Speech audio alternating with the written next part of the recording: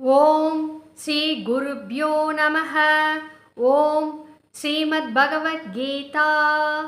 சகோதர சகோதரிகள் அனைவருக்கும் அடியேனின் அன்பான வணக்கங்கள். பகவத்கீதை இப்பொழுது 3வது அத்தியாயம் கர்ம யோகத்தில் கடைசி பகுதியை நாம் பார்க்க இருக்கிறோம். 36வது ஸ்லோகம். அதற்கு முன்னால் ஒரு விஷயத்தை அடியேன் உங்களிடம் பகிர்ந்து கொள்ள ஆசைப்படுகிறேன். பகவத்கீதை என்கின்ற ஞானத்தை பெறுவதற்காக நீங்கள் முனைந்திருக்கிறீர்கள் அல்லவா?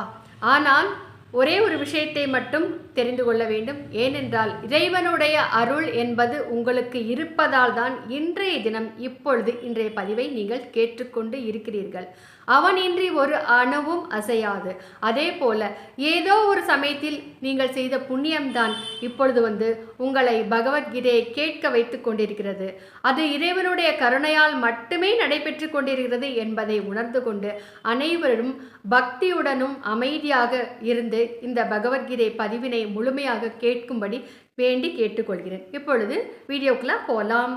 அர்ஜுன வாட்ச். அர்ஜுனன் கூறுகிறார். இப்பொழுது சென்ற பதிவில் என்ன பார்த்தோம் என்றால் ஸ்வதர்மத்தை கடைபிடித்து போர் புரி அர்ஜுனா, அதனால் உனக்கு மென்மே கிடைக்கும்.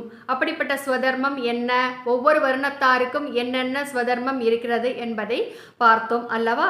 இப்படி எல்லா ஸ்வதர்மங்கள் படைக்கப்பட்டிருந்த பொழுதும் ஏன் மனிதன் பாவத்தை முனைந்து செய்கிறான் என்று அர்ஜுனன் பகவான்கிட்ட கேட்கிறார். இப்பொழுது அர்ஜுன உவாச்ச. அர்ஜுனன் கேட்கிறார், கிருஷ்ணா, பின் இந்த மனிதன் தான் விரும்பாவிட்டாலும், இதை கவனிக்க வேண்டும், தான் விரும்பாவிட்டாலும் பலவந்தமாக தூண்டப்பட்டவன் போல எதனால் ஏவப்பட்டு பாவத்தை செய்கிறான் என்று கேட்கிறாங்க. அற்புதமான ஒரு கேள்வி. அனைவருமே கண்டிப்பாக தெரிந்து கொள்ள வேண்டிய விஷயம் என்ன என்றால், அதற்கு பகவான் மிக அழகாக பதில் கூறுகிறார். என்னவென்றால், பகவான் கிருஷ்ணர் கூறுகிறார், ரஜோகுணத்திலிருந்து உண்டாகிய இந்த காமம்தான் கோபம் ஆகும். இது பெருந்தீனிக்காரன், போகங்களில் போதும் என்ற எண்ணமே இல்லாதவன், மேலும் பெரிய பாவி. இதையே இந்த விஷயத்தில் பகைவனாக அறிந்து கொள் என்று கூறுகிறார். ஏனென்றால் ரஜோகுணம்தான் ஒருவனை பலவந்தமாக இழுத்து சென்று பாவத்தை செய்ய வைக்கிறது. அப்படி என்றால் ரஜோகுணம் என்றால் என்ன? 3 குணங்களை பகவான் கிருஷ்ணர் மனிதர்களை படைக்கும் பொழுது இந்த முக்குணங்களையும் சேர்ந்து பிரம்மதேவன் படைக்கிறார் அல்லவா? அந்த முக்குணங்கள் என்ன என்றால் சத்வகுணம், ரஜோகுணம், தமோகுணம். இப்பொழுது இந்த முக்குணங்களை பற்றி நாம் தெரிந்து கொள்வோம். அதற்கு பிறகு குணத்திர விபாக யோகம் என்ற ஒரு யோகத்தில் குணங்களை பற்றி விரிவாக கூறுகிறார். இப்பொழுது நாம் இந்த விஷயத்தை பகவான் ரஜோகுணத்தை பற்றி கூறுவதால் இந்த 3 குணங்களை பற்றியும் நாம் தெரிந்து கொள்ள வேண்டிய அவசியமாக ஆகிவிடுகிறது அல்லவா? இப்பொழுது கூறுகிறார், சத்வகுணம், ரஜோகுணம், தமோகுணம் என்கின்ற பிரகிருதியிலிருந்து உண்டான 3 குணங்களும் தான் ஜீவாத்மாவை உடலுடன் இணைக்கிறது. சரிங்களா? இந்த குணங்களுடன் சேர்ந்துதான் மனிதன் பிறக்கிறான்.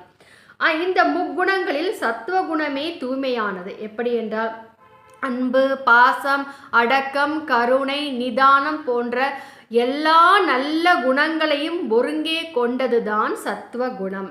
அந்த குணம் மாசு அற்றது, அதாவது அழுக்கு அற்றது என்று பொருள். அந்த குணம்தான் மனதை பிரகாசிக்க செய்கிறது, விகாரம் இல்லாதது என்று கூறுகிறார். அதனால் உள்ளத்திலும் புலன்களிலும் ஒளி கொடுக்கிறது. நம்முடைய உள்ளத்தில் ஒளி கொடுக்கிறது, நம்முடைய ஐம்புலன்களையும் ஒளி பெறச் செய்கிறது இந்த சத்துவகுணம் தான்ங்க. இப்பொழுது ரஜோகுணம், அதை பற்றி பார்ப்போம். ரஜோகுணம் என்றால் என்ன? ஆசை, பற்று, இதுதான் மேலோங்கி இருக்கும், இதுதான் ரஜோகுணம். இவற்றுடன் கூடியது. அது ஜீவாத்மாவை கர்மங்களில் ஏற்படுகின்ற பயன்களிலும் ஆசை கொள்ள வைக்கிறது. இப்பொழுது ஆசை என்றால் நாம் ஒருவன் செய்ய வேண்டிய ஒரு காரியம் செய்கிறான் என்றால் அந்த காரியத்தில் என்ன பலன் கிடைக்கிறது என்கின்ற கேள்வி எழுகிறது. அந்த கேள்விக்கு சரியான விடை கிடைத்தால் மட்டுமே அவன் அந்த காரியத்தை செய்கிறான். அதனால் எல்லா காரியங்களிலும் செய்யும் பொழுதும் அவன் வந்து ஏதோ ஒரு ஆசையுடன் தான் செய்கிறான். அப்படி வந்து அந்த ஆசை வந்து ஒரு மனிதனுக்கு நிறைவேறாத பொழுது அதனால் வந்து கோபம் உண்டாகிறது. அந்த கோபம் வந்து அவனுடைய அறிவை மயங்கச் செய்கிறது. அது மட்டுமல்லாமல் ஆசை வந்து நிராசையாக ஆகும் பொழுது, நிறைவேறாத பொழுது அவன் வந்து தவறான காரியங்களை செய்து அதர்மமான விஷயங்களை செய்தாவது அந்த ஆசையை அடைய வேண்டும் என்கின்ற எண்ணத்தை பெறுகிறான். இவை எல்லாமே ரஜோகுணம் தான் என்று கூறுகிறார். அதற்கு பிறகு வந்து தமோகுணம். தமோகுணம் வந்து ஜீவனை வீணான செயலில் ஈடுபடுத்துகிறது. வீணான செயல் என்றால் ஒரு மனிதன் வந்து இறைவனால் இடப்பட்ட காரியத்தை மட்டுமே செய்ய வேண்டும். வீணான செயல் என்பது வந்து கண்டிப்பாக குடிபோதையில் இருக்கக்கூடாது, குடிக்கக்கூடாது, சிகரெட் புகைப்பது, வேறு விதமான இந்த போதையை தரக்கூடிய பொருள்கள் அனைத்துமே ஒரு மனிதன் கண்டிப்பாக உபயோகிக்க கூடாது. இதனால் வந்து சோம்பல், தூக்கம் இவற்றால் ஜீவனை ஆட்கொள்ள செய்கிறது. இவையெல்லாம் வந்து சோம்பலிலும் தூக்கத்திலும் ஒரு மனிதனை ஆட்கொள்ள செய்கிறது. இந்த ஒரு படத்தில் வந்து சொல்லுவாங்களே, ரெஸ்ட் எடுத்துட்டு டயர்டாக ரெஸ்ட் எடுத்துட்டு இருக்கேன் அப்படின்னு ஒரு படத்தில் ஒரு வசனம் வரும். எனக்கு சரியாக ஞாபகம் இல்லை எந்த படம் என்று. அந்நியன் அப்படின்னு நினைக்கிறேங்க அந்த படத்தில். அதனால் வந்து கமல்ஹாசன் வந்து அவரை வந்து கொன்று விடுவார். அது வந்து அந்த படத்தின் கதை வந்து இந்த கருட புராணத்தை அடிப்படையாக வைத்து எடுக்கப்பட்ட படமானது அது. அந்த மாதிரி வந்து அதைத்தான் வந்து சோம்பல் தூக்கம் என்று கூறுகிறார். இது வந்து தமோ குணத்தில் எழுகின்ற ஒரு எண்ணம் தான். அந்த தமோ குணத்தில் உள்ளவன் வந்து அஞ்ஞானத்தையே முழுவதுமாக கொண்டிருக்கிறான். அவனுக்கு வந்து ஞானம் என்பது சிறிது கூட இருக்காது என்று கூறுகிறாருங்க. இதனால் வந்து அந்த தமோகுணத்தில் தன்னுடைய ஐம்புலன்கள், அந்த தமோகுணம்னால வந்து அவனுடைய மனம், புத்தி இரண்டுமே செயலிழந்து போகிறது. அவனுடைய ஐம்புலன்களுக்கு மட்டுமே அவன் அடிமைப்பட்டு இருக்கிறான். அதனால் வந்து ஐம்புலன்களால் வந்து அவன் செய்யக்கூடாத காரியங்கள் அனைத்தையுமே எளிதாக செய்கிறான். இப்பொழுது வந்து ஒருவன் சுயநினைவுடன் ஸ்திர புத்தியுடன் இருக்கும் பொழுது கொலை, கற்பழிப்பு போன்ற விஷயங்களில் அவன் செய்ய தயங்குகிறான். அவனுடைய மனம் வந்து பயப்படுகிறது. அதுவே வந்து முழு போதையுடன் அவன் இருக்கும் பொழுது அவனுடைய பயம் வந்து நீங்கி அந்த அஞ்ஞானம் பெருகி மயங்கி அவன் வந்து சுயநினைவு இல்லாமல் பாவங்களை செய்கிறான். அதனால் வந்து இப்பொழுது வந்து குடிபோதையில் டிரைவிங் பண்ணிட்டு போய் ஒருவரை வந்து காயப்படுத்தி விட்டால் வந்து அதற்கு வந்து தண்டனை குறைவு என்று வந்து நம்முடைய அரசாங்கம் வேண்டுமானாலும் கூறலாம். ஆனால் வந்து கடவுள் அதை வந்து கண்டிப்பாக ஏற்றுக்கொள்ள மாட்டார். அவருக்குடைய தண்டனையானது கண்டிப்பாக கிடைக்கும். அதுபோல தாங்க இந்த கொலை, கற்பழிப்பு போன்ற விஷயங்களை எல்லாம் வந்து ஒரு மனிதன் ஐம்புலனுக்கு கட்டுப்பட்டு மதி இழந்து சுயநினைவு இல்லாமல் வெறித்தனமாக இப்படிப்பட்ட விஷயங்களை செய்து பெரும் பாவத்தை சம்பாதித்து கொள்கிறான். அதனால் வந்து அவனுக்கு கண்டிப்பாக தண்டனையானது கிடைத்தே தீரும். இதில் வந்து எந்த விதமான ஒரு சந்தேகமுமே இல்லைங்க. ஏனென்றால் அரசன் அன்று கொள்வான், தெய்வம் நின்று கொள்ளும் அல்லவா? அதுபோல வந்து ஒரு மனிதன் வந்து செய்யும் பாவத்திற்கு உண்டான தண்டனையை அனுபவித்துத்தான் ஆக வேண்டும். ஆகவே வந்து அந்த பாவத்தை செய்யாமல் விழிப்புணர்வுடன் இருக்க தமோகுணத்திலிருந்தும் ரஜோகுணத்திலிருந்தும் இருந்து வெளிவர வேண்டும், சுதாரித்து கொள்ள வேண்டும் என்று பகவான் கிருஷ்ணர் கூறுகிறார். இதுதான்க சத்வம், ரஜஸ், தமஸ் என்று சொல்லப்படக்கூடிய இந்த 3 குணங்கள். இதில் வந்து ரஜோகுணத்தை விடுத்து நீ வந்து அதை வெற்றி கொள்ள வேண்டும் என்று பகவான் கிருஷ்ணர் கூறுகிறார்.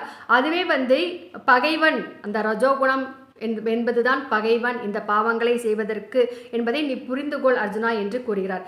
எவ்விதம் வந்து புகையால் நெருப்பும் அழுக்கினால் கண்ணாடியும் மறைக்கப்படுகிறது. இப்பொழுது வந்து நெருப்பு எரியும் பொழுது முதலில் நமக்கு தெரிவது புகைதான். அதற்கு பின்னால் நெருப்பானது மறைந்து விடுகிறது இல்லையா? அதே போல கண்ணாடி மேலே அழுக்கு படிந்திருந்தால் அந்த கண்ணாடி நமக்கு தெரியாது, அது மறைக்கப்பட்டு விடுகிறது. இப்படி வந்து அது மட்டும் மேலும் ஒரு உதாரணத்தையும் கூறுகிறார். எவ்விதம் கருப்பையினால் தசை மூட்டத்தினால் கரு மறைக்கப்படுகிறதோ. இப்பொழுது நம் வயிற்றுக்குள்ளே இருக்கிற குழந்தையை வந்து நம்மால் பார்க்க முடியுமா? முடியாது அல்லவா? தசை என்கின்ற அந்த வயிறு வந்து அந்த குழந்தையை மறைத்து காப்பாற்றுகிறது. அதுபோலவே அவ்விதமே அந்த காமத்தினால் இந்த ஞானமானது மறைக்கப்படுகிறது. என்ன என்றால் ரஜோகுணம் தமோகுணம் இவற்றில் உண்டாகின்ற காமத்தினால் ஞானமானது மறைக்கப்படுகிறது என்று கூறுகிறார். மேலும் வந்து 39வது ஸ்லோகங்க. இப்போ அடியன் கூறியது 38வது ஸ்லோகம். 39வது ஸ்லோகம் அனைவருமே தயவு செய்து நான் அடியன் ஒவ்வொரு பதிவிலும் கூறிக்கொண்டிருக்கிறேன், பகவத்கீதை புஸ்தகத்தை வாங்கி வைத்துக் கொள்ளுங்கள். அடியனிடம் கிடைக்கும் பகவத்கீதை புஸ்தகம் எவ்வளவு புஸ்தகம் வேண்டுமானாலும் வாங்கி வைத்துக் கொள்ளலாம். இதை நீங்கள் வந்து தர்மமாகவும் இந்த புஸ்தகத்தை பிறருக்கு வழங்கலாம். அது உங்களுக்கு பெரிய ஒரு நல்ல புண்ணியத்தை தேடி கொடுக்கும். ஒரு புஸ்தகம் ரூபாய் 40 மட்டும்தானுங்க. அந்த புஸ்தகத்தை பார்த்து தான் இப்பொழுது உங்களிடம் நான் அடியன் வந்து கூறிக்கொண்டிருக்கிறேன். இப்பொழுது வந்து 39வது ஸ்லோகம். இந்த அடியன் கூறும் விஷயத்துடன் சேர்ந்து இந்த பகவத்கீதை புஸ்தகத்தையும் நீங்கள் கையில் வைத்துக்கொண்டு இரண்டையும் கேட்டு படித்து வரும்பொழுது உங்களுக்கு இந்த விஷயங்கள் எல்லாம் மனதில் ஆழமாக பதியும், மறைந்து விடாது. மேலும் மேலும் நீங்கள் படிப்பதற்கும் இது வசதியாக இருக்கும். இப்பொழுது வந்து 39வது ஸ்லோகம். மேலும் அர்ஜுனா, திருப்தி அடையாத நெருப்பை போன்றதும் காமம் என்கின்ற வடிவத்தில் உள்ளதும். நெருப்பு எப்படி திருப்தியே இல்லாமல் தகதகதக என்ற ஒரு காட்டை அழிக்கக்கூடிய அளவுக்கு பரவிக்கொண்டே போகும். அதே போல வந்து நாம் கொஞ்சம் சுதாரிக்காமல் இருந்து விட்டால் காமம் என்கின்ற தீயானது ஒரு மனிதனையே அழித்து விடும் என்று கூறுகிறார். காமம் என்ற வடிவத்தில் உள்ளதும் ஞானிகளுக்கு என்றுமே பகைவனுமாகிய இந்த காமத்தினால் மனிதனுடைய ஞானமானது மறைக்கப்படுகிறது என்று கூறுகிறார். இப்பொழுது 40வது ஸ்லோகம். புலன்கள், மனம், புத்தி இவையெல்லாம் இந்த காமத்தின் இருப்பிடம் என்று சொல்லப்படுகிறது. என்ன, இந்த காமம் வந்து தங்குறதுக்கு ஒரு இடம் வேணும் இல்லையா? அது என்னன்னா ஐம்புலன்கள். அதுக்கு பிறகு அந்த ஐம்புலன்களில் முதல்ல வந்து உட்காரும். அதற்கு பிறகு ஐம்புலன்களின் மூலம் மனதை ஆட்டி படைக்கும். அதற்கு பிறகு அந்த மனதின் மூலம் புத்தியை மழுங்க செய்துவிடும். இதுதான் வந்து இந்த காமம் என்கின்ற விஷயம் என்கின்ற ஒரு செயல் செய்யக்கூடிய விஷயமாகும். இந்த காமம் தான் மனம், புத்தி, புலன்களை கொண்டு ஞானத்தை மறைத்து ஜீவாத்மாவை மோகத்திற்கு உட்படுத்துகிறது. ஆகவே 41வது ஸ்லோகம். ஆகவே அர்ஜுனா, நீ முதலில் புலன்களை வசப்படுத்து. முதல்ல வந்து புலன்களை கரெக்டாக வச்சுக்கோ. அதற்கு பிறகு ஞானத்தையும் விஞ்ஞானத்தையும் அளிக்கின்ற பெரும் பாவையான இந்த காமத்தை நிச்சயமாக வீருடன் ஒழித்து விடு என்று கூறுகிறார். காமம் என்பது கண்டிப்பாக இருக்கவே கூடாது. அது ஒரு மனிதனை வீழ்ச்சி அடைய செய்யும். மனிதனாக பிறப்பதற்கே நாம் வந்து பெரும் தவம் செய்திருக்க வேண்டும். ஏனென்றால் மனிதனாக பிறப்பதால் தான் வந்து மனிதனுக்கு மட்டும்தான் இந்த பகவத்கீதையை படித்து புரிந்து கொள்ளக்கூடிய சக்தி இருக்கிறதுங்க. மற்ற விலங்குகளுக்கு பறவைகளுக்கெல்லாம் இருக்கிறதா என்றால் கிடையாது இல்லையா? ஆகவே வந்து அந்த அடுத்த பிறவியில் நாம் மனிதனாக பிறக்க வேண்டும் என்றால் கண்டிப்பாக காமம் என்ற விஷயத்தை நாம் ஒதுக்கித்தான் ஆக வேண்டும். இல்லாவிட்டால் வந்து மனித பிறவியிலிருந்து வீழ்ச்சி அடைந்து மிருகமாகவும் புழு பூச்சாகவும் கூட பிறப்பதற்கு வாய்ப்புகள் இருக்கிறது. இப்போ வந்து அந்த கொலை கற்பழிப்பு என்ற ஈடுபடுபவர்களுக்கெல்லாம் கண்டிப்பாக அடுத்தது மனித பிறவி கிடையாதுங்க. அதற்கு பிறகு 42வது ஸ்லோகம். புலன்கள் உடலை காட்டிலும் மேலானவை என்று கூறப்படுகின்றன. அதனால் வந்து புலன்கள் வந்து என்ன, நம் உடல் தான் முதல் பெருசு. உடலை விட்டு தான் எல்லா விஷயங்களும் இயங்குகிறது. அந்த உடலை காட்டிலும் வந்து புலன்கள் மேலானது. சரிங்களா? அவை உயர்ந்தவை. உடலை விட புலன்கள் உயர்ந்தவை, பலமுள்ளவை, நுண்ணியமானவை. இந்த புலன்களை நாம் பார்க்க முடியுமா? முடியாது. உணரத்தான் முடியும். இந்த புலன்களை காட்டிலும் மனதையும் பார்க்க முடியாது. மனம் வந்து மேலானது. அது வந்து கொஞ்சம் பெருசு. மனதை காட்டிலும் மேலானது எது, பெரியது என்ன என்றால் புத்தி ஆகும். அந்த புத்தியை காட்டிலும் மேலானது எது என்றால் அதுவே ஒரு மனிதனுடைய ஆத்மா ஆகும் என்று கூறுகிறார். அந்த ஆத்மா அடியனுடைய மனதிலும் உங்களுடைய மனதிலும் வந்து நிறைந்து இருக்கிறது. அந்த ஆத்மா வடிவாக பரமாத்மாவே அடியனுடைய மனதிலும் உங்களுடைய மனதிலும் வீற்றிருக்கிறார். ஆகவே அப்படிப்பட்ட ஆத்மாவிற்கு தீங்கு விளைவிக்கக்கூடிய மோகம் என்கின்ற இந்த வஸ்துவை நாம் வந்து துடைத்து எரியத்தான் வேண்டும். அப்பொழுதுதான் இறையருள் நமக்கு பரிபூர்ணமாக கிடைக்கும். பக்தி என்பது நாம் வந்து தினமும் இறைவனை வழிபாடு செய்துவிட்டு இறைவனுக்கு தேங்காய் பழம் கொண்டு அர்ச்சனை செய்து விளக்கேற்றி அன்னம் படைத்து கோயிலுக்கு சென்று இந்த பாலபிஷேகம் எல்லாம் செய்வது என்பது மட்டுமே பக்தி ஆகாதுங்க. இறைவனால் கூறப்பட்ட இந்த ஞானத்தின்படி யார் ஒருவன் தன்னுடைய நெறியை பின்பற்றி நடக்கிறானோ அதுதான்க உண்மையான பக்தி. அதுதான் நாம் இறைவனுக்கு செய்கின்ற ஒரு பரிபூரணமான பணிவிடையாகும். இதைத்தான் பகவான் கிருஷ்ணர் பரிபூரணமாக ஏற்கிறார். அப்படிப்பட்ட இந்த பக்தியை நீங்கள் செய்தீர்களானால் உங்களை தேடி பகவான் கிருஷ்ணர் வருவார். இதில் கண்டிப்பாக எந்தவித மாற்று கருத்தும் கிடையாது. நீண்ட புஜங்களை உடையவனே, 43வது ஸ்லோகம்ங்க. நீண்ட புஜங்களை உடையவனே, இவ்விதம் புத்தியை காட்டிலும் ஆத்மா மிகவும் மேலானவன், நுண்ணியவன், பலமுள்ளவன் என்று அறிந்து புத்தியினால் மனதை வசப்படுத்தி, புத்தி மேலே இருக்கும் அந்த தலையில், இதற்கு அடியேன் ஒரு சிறிய ஷார்ட்ஸ் மாதிரி ஒன்று போட்டேன். நீங்கள் அடியனுடைய சேனலை சப்ஸ்கிரைப் பண்ணி பெல் ஐக்கானை கிளிக் பண்ணிங்கன்னா அடியனுடைய எல்லா வீடியோவும் உங்களால் பார்க்க முடியும். எல்லா வீடியோவும் உங்களுக்காகத்தான். ஏனென்றால் இறைவனுடைய அருள் இருந்தால்தான் அடியனுடைய இந்த சேனலை உங்களால் பார்க்க முடியும். சகோதர சகோதரிகளை, அடியன் என்னடா இவங்க பெருமையாக கூறுறாங்க அப்படின்னு தயவு செய்து தப்பாக நினைக்காதீங்க சகோதர சகோதரிகளே. இது உண்மை. அடியேன் அடியேனை இறைவன் தான் உங்களிடம் பேச வைத்து கொண்டிருக்கிறான். அதே போல அதே இறைவன் தான் இந்த பதிவை உங்களை கேட்க வைத்து கொண்டும் இருக்கிறான்.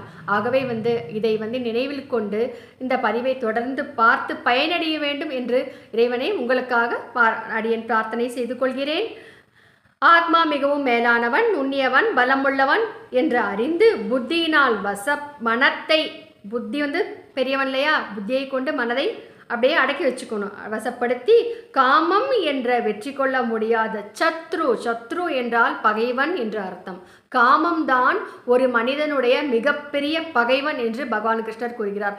அப்படிப்பட்ட சத்ருவை கொன்றுவிடு என்று பகவான் கிருஷ்ணர் கூறி 3வது அத்தியாயத்தை நிறைவு செய்கிறார்.